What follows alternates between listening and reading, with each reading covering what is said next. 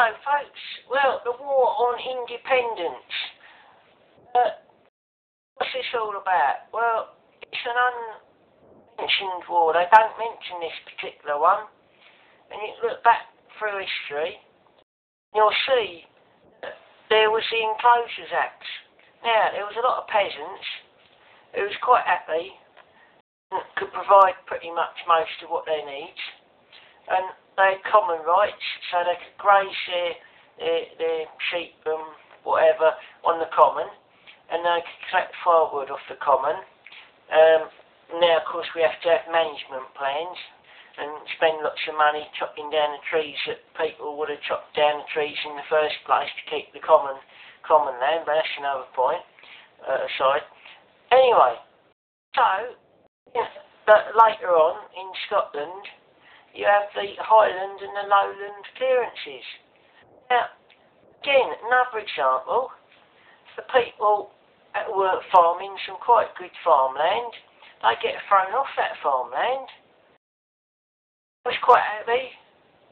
Just sorting themselves out. Anyway, you get thrown off there and they end up as crofters, scratching a living, but they were still in by. And then, of course, they get thrown off of that.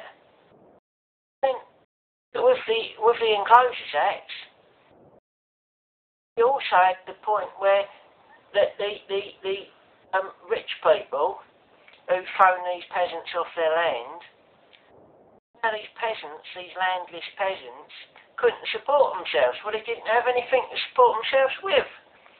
So they was a bit roaming around, probably one of two of them getting into what might be perceived as mischief, but there again, seen as some criminals that pushed them off their land in the first place. It's what goes around comes around kind of thing.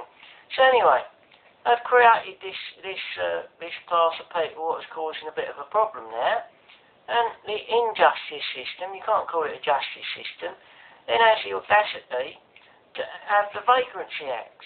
Now, there were several of these, even earlier in time. And that's to deal with all these vagrants. But they'd created driving them off their land. I mean, and now, even now, you've got them people in a big pharmaceutical, petrochemical, agrochemical lot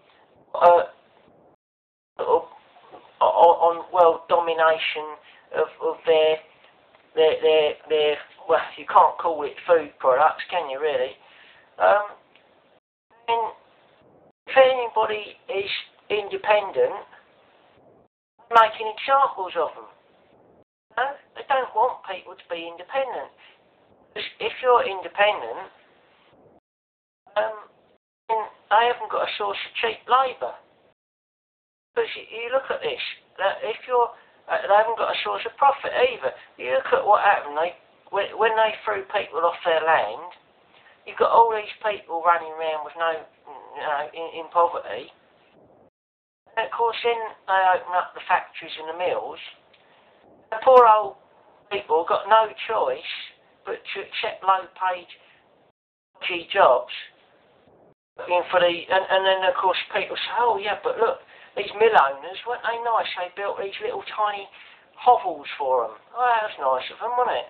Considering it was probably the mill owners' country cousins who'd thrown them off the land in the first place.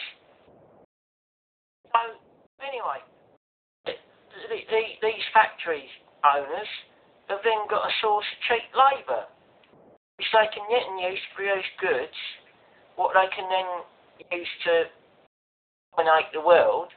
And then, of course, they find somewhere cheaper, like, for example, with the weaving industry. First of all, they mechanise that, so that puts all the little weavers out of business. And then they offshore it to places like India where the labour's cheap.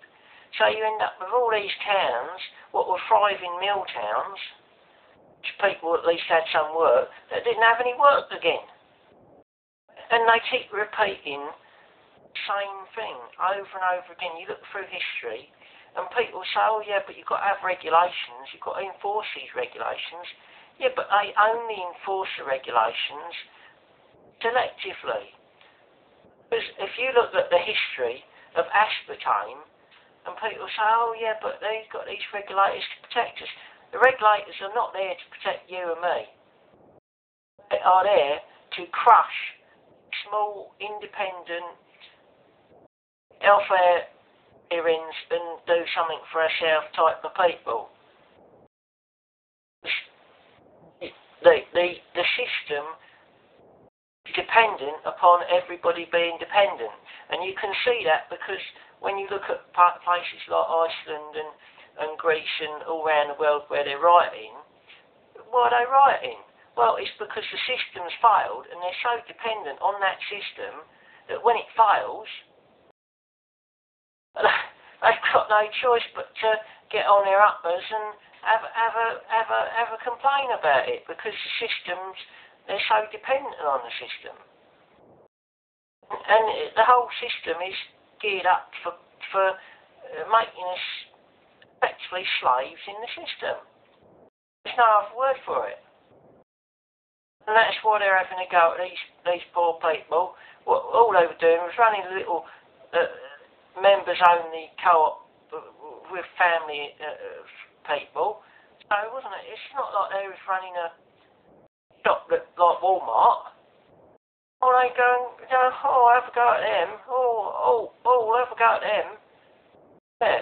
Meanwhile, these big corporations put dodgy stuff like aspartame. If you look at the history of aspartame and you look that it contains methyl.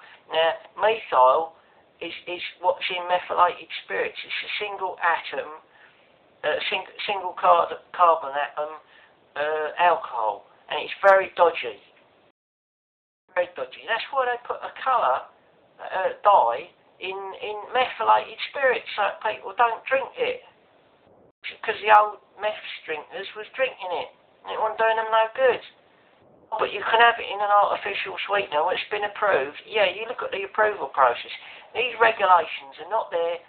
The regulations are to suppress the independent people. That's what they're there for. They want people that stand up and say, that's it, we don't need the system, or we don't need it very much. They don't want that, because these big corporate parasites and the government parasites and all the bureaucracies and all that lot, they'd actually have to do some real work. They don't want that. They rather us all, so that we're all dependent on their system, so that they can then tax us and profits from us and basically we do the work and they have the fun. So, that's my little rant on that. The war on independence. Don't like it, and we don't like them. Thank you very much. Cheers.